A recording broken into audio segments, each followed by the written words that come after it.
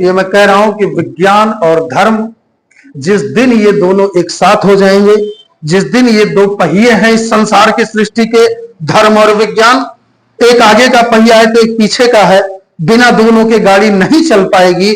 और आज के डेट में अशांति, अत्याचार, वासनाएं, लालच, असंतोष सब पदार्थ को होने के बावजूद भी क्यों है? क्योंकि विज्ञान के पास धर्म नहीं है और धर्म भी अंधा है, उसके पास विज्ञान नहीं है। विज्ञान एक आंख है। विज्ञान क्या है? आंख है। धर्म बिना विज्ञान के आंख नहीं होगा तो अंधा हो जाएगा।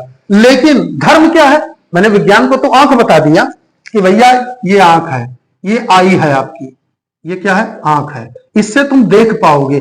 धर्म में अगर विज्ञान नहीं होगा तो ये क्या हो जाएगा? अंधा हो जाएगा।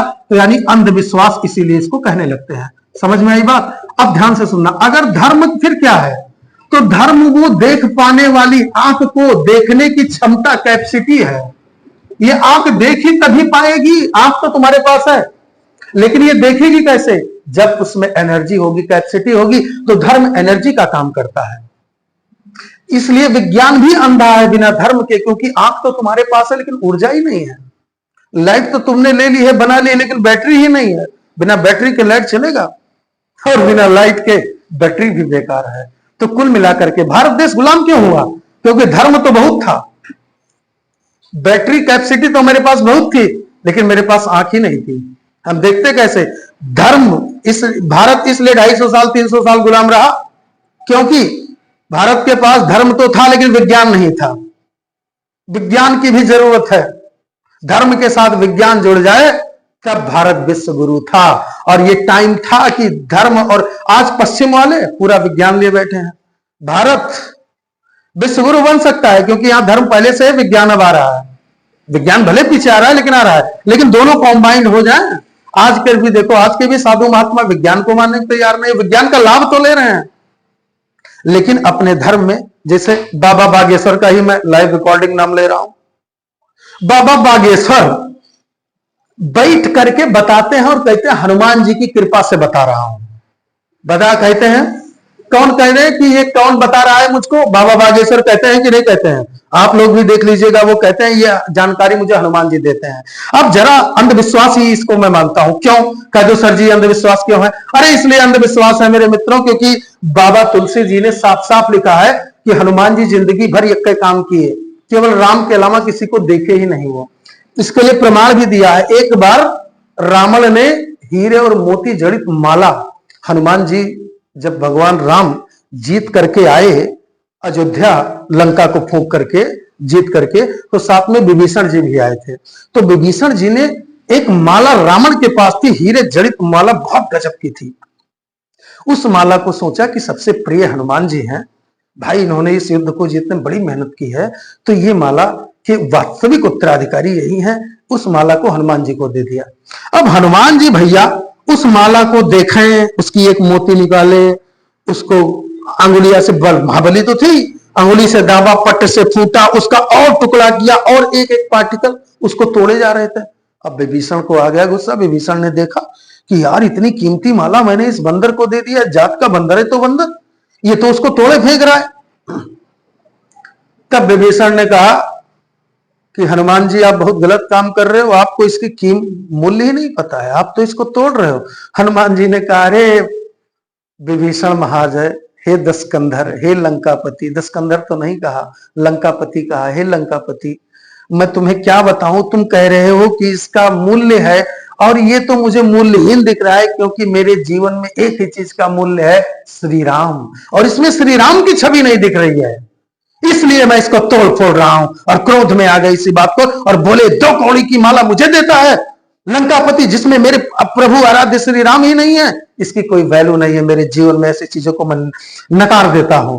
तब लंकापति विभीषण ने तुरंत कहा कि तुम्हारे अंदरवा राम बैठे हैं, अगर तुम राम से इतना प्रेम करते हो तो क्या तुम्हारे अंदर राम बैठे हैं बिना तुम राम को अपने अंदर देखे हो? उन्होंने कहा, हे लंकापति, मैंने देखा ही नहीं है, तुझे भी दिखाता हूं, और पकड़ के सीना और अपना फाड़ दिया और भगवान राम और सीता को प्रकट होना ही पड़ा अंदर। ये होता है भक्ति, ये होता है धर्म। विश्वास के नाम को धर्म कहते हैं। इतना अटूट विश्वास कि हनुमान जी ने फाड़ के दिखा दिया और राम को आना ही पड़ा। नहीं तुम फाड़ो तो राम नहीं दिखेंगे, खून दिखेगा, धारा दिखेगी, लेकिन वहां पर राम दिखे। ये विश्वास की पावर थी कि राम को प्रकट होना ही पड़ा।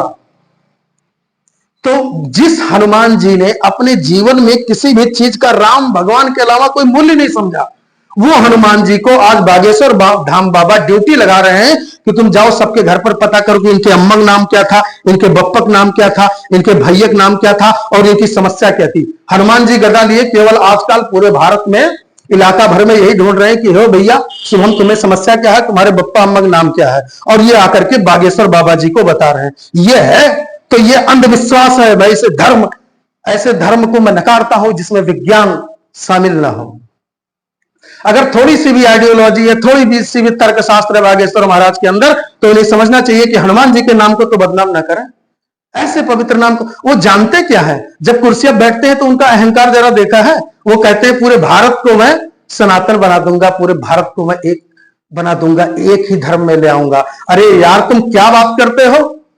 हनुमान जी ने कभी भी सबरी को कहा या किसी भी को कहा कि तुम राम के भक्त हो जाओ। हनुमान जी ने कभी भी किसी का अपमान नहीं किया है। भगवान राम ने अपने शत्रु को भी सम्मान दिया है। और हनुमान के भक्त का मतलब ही क्या होता है। हनु मतलब हनन कर देना, तोड़ देना, और मान मतलब घमंड को। जिसने अपने घमंड को तोड़ दिया हो वही हनुमान होता है और वही हनुमान का भक्त होता है। और जब बागेश्वर बाबा जी के पास ये घमंड है कि मैं पूरी दुनिया पर सनातन का डंका फहरा दूंगा। सनातन का डंका फहरा दोगे अच्छी बात है, लेकिन इस बात का गर्व तो तुम्हारे अंदर है, घमंड तो है, तो तुम हनुमान के भक्त कैसे हुए। अरे पहले अपने अहंकार को तोड़ करके आओ, फिर हनुमान जी की भक्ति के लायक बनोगे। तो ये विश्वास नहीं, अंधविश्वास है। और ये दुनिया समझ नहीं पा रही है कि वास्तविकता क्या है। थोड़ा सा तर्क करके देखो तो आपके, मैं इस धर्म की बात कर रहा हूं, 2 मिनट में सभी धर्मों को खंडित किया जा सकता है, सभी शास्त्र तर्कों को। थोड़ा सा तर्क से आप देखिएगा तो। लेकिन मुद्दा सिर्फ इस बात का है, खंडित क्यों कर सकता हूं, क्योंकि विज्ञान साथ में है। और विज्ञान भी एक पक्ष लिए अधूरा अंधा बना खड़ा है, क्योंकि देख पाने क्षमता नहीं है, धर्म नहीं है, दया नहीं है, करुणा नहीं है। मनुष्य बिना दया करुणा बिना प्रेम के जी सकता है। तो दुश्मनी किसी से करके मार सकता है, लेकिन पैदा नहीं कर सकता है। पैदा आदमी तभी कर पाएगा जब प्रेम करेगा, प्यार करेगा, एक दूसरे से एक हो जाएगा, या दुश्मनी करके पैदा कर लेगा। बताओ।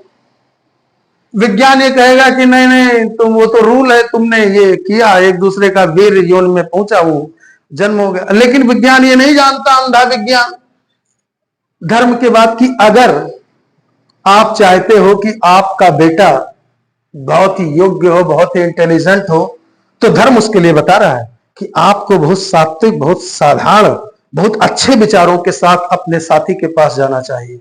विचार बहुत हाई लेवल के हो तो आपके बच्चे के अंदर भी हाई लेवल का विचार होगा। और जब तुम क्षुद्र विचारों के साथ कि किसी के साथ गलत कर देना है या मजा ले लेना है 2 मिनट का, ऐसे विचारों के साथ आप जाते हो, तो विज्ञान, यहां पर विज्ञान जानता है कि यह प्रक्रिया हुई इसलिए जन्म हुआ। लेकिन विज्ञान उसके अंदर की बात को, विज्ञान ये मुझे बता दे कि एक ही पेड़ में एक ही मिट्टी है। भाई साहब, मिट्टी भी एक ही है, हवा भी यहां की एक ही है, और एक ही जमीन पर मैं आम का बीज डालता हूं, और एक ही जमीन पर मैं बैर का बीज डालता हूं, और एक ही जमीन पर बगल में ही गन्ने का, मतलब सबका स्वाद अलग अलग, चीज एक ही, सहारा आपके एक ही, सब कुछ संसाधन पानी आप सबको दोगे, खाद एक ही दोगे, मिट्टी एक ही है, हवा एक ही है, वही CO2 सब में है, वही ऑक्सीजन सब में है, लेकिन सबका स्वाद अलग अलग है। बताए विज्ञान क्यों? बताए ना क्यों? इसका जवाब विज्ञान नहीं, धर्म दे सकता। विज्ञान ये मानता है कि जहां तक हमारी सोच पहुंच सकती है वहीं तक दुनिया है। ये विज्ञान का ओछापन है, ये विज्ञान की कमजोरी है। विज्ञान इस बात को नहीं जान पा रहा है, या फिर ये विज्ञान बता दे कि विज्ञान यही सिद्ध कर दे कि आदमी सो जाता है तो कैसे। अरे अंदर कौन सी घड़ी लगी हुई है? ऑटोमेटिक नींद आती है, रोक कर दिखा दे विज्ञान नींद। अगर विज्ञान के पास है क्षमता तो आपके नींद को रोक कर दिखा दे, बिना नींद के आपको उतनी सप्लीमेंट दे दे, विदाउट नींद के बना दे दवाई या बना दे इंजेक्शन, आपको आवश्यकता ही ना पड़े। कुछ चीजें ऐसी हैं जो विज्ञान के समझ में नहीं आ पाएंगी और कभी नहीं आएंगी, क्योंकि विज्ञान के पास धर्म नहीं है, देखने की क्षमता ही नहीं है। और क्षमता देखो, जैसे ये आंखें हैं, ये आंखें हवाओं को नहीं देख सकती हैं, विज्ञान ये आंख है और धर्म ये आंख है। यहां पर बहुत सारे जीव जंतु हैं, यहाँ वो जो जीव जंतु, सॉरी मैं बोल रहा हूं, यहां पर इन हवाओं में बहुत सारे प्राण हैं, बहुत सारी आत्माएं हैं। प्राण न होता तो प्राणवायु अंदर कैसे जाती? प्राण तो है और प्राणवायु निकल जाता है, वही तुम भूत मानते हो। तो यहां पर तो बहुत सारे भूत हैं, लेकिन उस भूतों को तुम, इसलिए भगवान ने तुम्हें इन आंखों को इतनी पावर नहीं दी कि देख पाओ, नहीं देख पाते तो तुम जी नहीं पाते। तो वह भूतवा खड़ा है, वह भूतवा खड़ा है, प्राण को तुम बेवकूफ हो ना, भूत दिखता ही नहीं, क्योंकि तुम्हारे आंख की इस आंख को देख पाने की, सूक्ष्म चीजों को देखने की क्षमता इस विवास में है। तो ये तो तुम्हारी एक्टिव ही नहीं है, क्योंकि ये एक्टिव तो तब होगी जब कैपेसिटी होगी, पावर होगी, और वो पावर कौन देगा? धर्म देगा। तो विज्ञान ऊपर ऊपर की चीज देख सकता है, लेकिन आंतरिक चीजों को नहीं देख सकता, क्योंकि उसके पास कैपेसिटी नहीं है। समझ गए ना? तो बस आज विज्ञान दिवस के शुभ अवसर पर इस विज्ञान का मैंने इतना सम्मान किया है कि शायद जो मेरे दिल में था, जो मेरे अपने अनुभव में था, वो मैंने बताने का प्रयास किया। और इन्हीं बातों के साथ मैं इस अपने लेक्चर को, अपने इस अनुभव को समाज के प्रत्येक व्यक्ति तक चाहता हूं कि ये पहुंचे और लोग इसे समय निकालकर अवश्य सुने। अगर आपको मेरी बातें अच्छी लगती हैं तो प्लीज इस चैनल को आप आवश्यक समझे, जीवन में कोई काम आ सके तो इसे सब्सक्राइब कर दीजिएगा और लाइक शेयर भी कर दीजिएगा अगर आपकी इच्छा हो। और अगर आप कुछ कहना चाहते हैं तो कमेंट भी कर दीजिएगा। अगर आपको अच्छा नहीं लगता है तो प्लीज डिसलाइक ही कीजिएगा, लेकिन कुछ कीजिए, आलसी मत बनिए, अपने जीवन में कुछ करना सीखिए। कम से कम आप देख रहे हैं तो बटन दबाने में क्या फर्क पड़ता है? नहीं अच्छा लगता है तो डिसलाइक ही कीजिए, बदनामी ही कीजिए ना, गालियां ही लिखिए मुझे। अगर आपको लगता है कि गाली का पात्र है तो कोई बात नहीं है मित्रों, मैं वो भी स्वीकार करता हूं। अगर लगता है कि मैं सम्मान का पात्र हूं तो इसके लिए भी स्वागत है आपका। इसी बातों के साथ, इन्हीं शब्दों के साथ मैं अपनी वाणी को विराम देता हूं। जय हिंद, जय भारत।